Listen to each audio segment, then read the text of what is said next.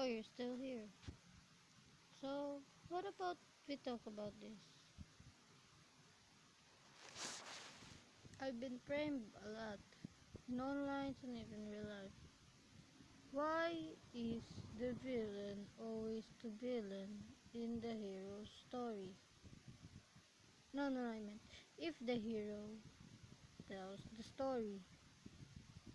Well, if you see, the hero is the real villain, telling the false to everybody without knowing the backstory of the villain that probably been tortured, skinned alive, or something.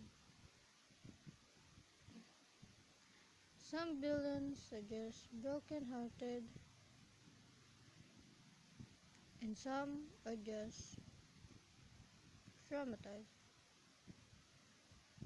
Some seek revenge, but some do not have a reason.